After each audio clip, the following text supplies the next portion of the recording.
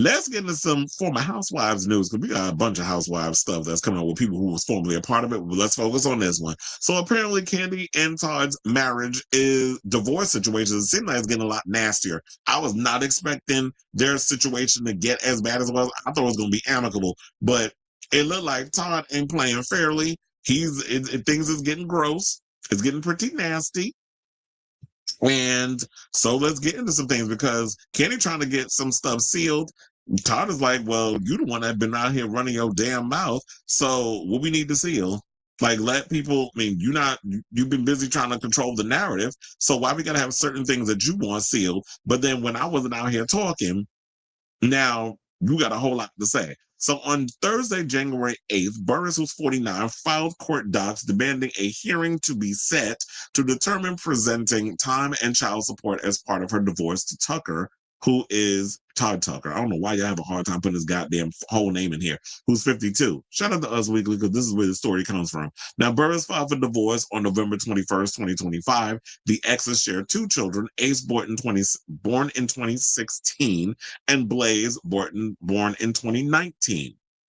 Burruss said the kids have significantly monthly expenses that include a nanny, tuition, extracurricular activities, birthday parties, medical bills, travel, and daily needs. I thought she was going to say the kids have a lawyer, a nanny, a manager, and a chef. 3 eggs and 6 in and trying to how to song. Forget the lyrics of Madonna's American Life. I used to recite that shit all the damn time.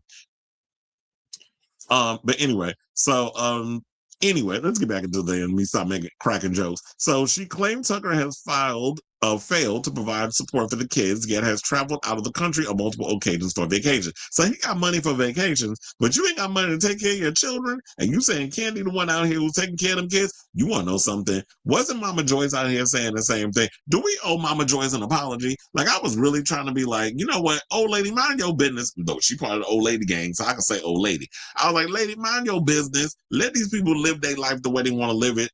And maybe she saw the writing on the wall. She saw it for what it was, and she was basically trying to protect her daughter. I thought maybe she was just like, she didn't want to share in the wealth because she's benefiting wholeheartedly off of Kandi taking care of her and probably the whole family and stuff. But Todd was out here grifting too. So maybe Mama Joyce was right. Do we owe an apology? I don't know if I'm willing to go that far. But let's continue. So Burruss said Tucker is a self-employed entrepreneur who can provide support for the kids. She said he does not pay the mortgage or expenses for their marital home. In her filing, Burruss said Tucker does not exercise parenting time with the minor children on a significant basis, despite the facade of his 2 to 3 minute social media videos chronicling his daddy daycare on his social media platforms. Child, let me find out you up in here trying to just create videos and create a narrative, but you're not really out here taking time to take care and hang out with your own kids. You literally out here using them as a prop to gain, daddy daycare points. So now they said Burruss claims Tucker intentionally interfered with her custody time, her lawyer noted. Specifically during the recent Christmas holiday break, Tucker attempted to prohibit the children from traveling to New York to visit Burruss, even though she had previously incurred cost for travel for the children and provided Tucker with significant notice of her intent to exercise parenting time during the children designated holiday break. For those of you who are not aware, the reason why they were saying this, she's in New York because she's doing & Juliet on Broadway. I think she's going to be out there until March, if I'm not mistaken. It might be longer. But yeah, she's currently in New York on Broadway right now. Now, Burruss asked the court to set a custody schedule. When contacted for comment on Burruss's motion, Tucker's lawyer, Randall Kessler, told us, rather than commenting to the press, we leave these matters to the court and what is in our properly filed documents. A couple of days before, on January 5th, Tucker fought Burruss's request for a confidentiality order. He claimed that she had talked about the divorce with various media outlets. Tucker said he was the one who had refrained from talking about the split, saying, quote, Burruss had engaged in public press tour, including making statements directly and through her agents to multiple media outlets, and has continued to publicize the existence of substance of the litigation on social media and in the press. This according to what his motion had said. Now, having voluntarily placed the proceedings into the public domain, Burruss cannot now credibly claim that sealing the case is necessary to protect the integrity of the proceedings or the best interest in the minor children. Tucker's lawyer also added, rather the requested relief appears aimed at selectively restricting public access in order to control the narrative of a dispute that Burruss herself has chosen to make public. Now, a judge has yet to rule on their request. They also said, well, as you already know, look, she filed for divorce back in November and wanted joint custody.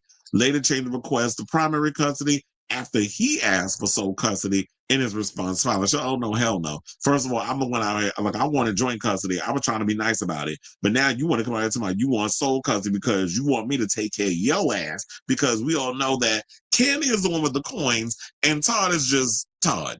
Because quiet as it's kept, Kandi already had, Escape, and she came on Real Housewives of Atlanta, and he worked behind the scenes on that show. And then because they fell in love or whatever the case was, he could not, because it'd be a conflict of interest, he could not work on the reality show and still be hunching one of the actors, because they'd probably people say it's favoritism. So he had went from becoming a guy that worked behind the scenes to being talent.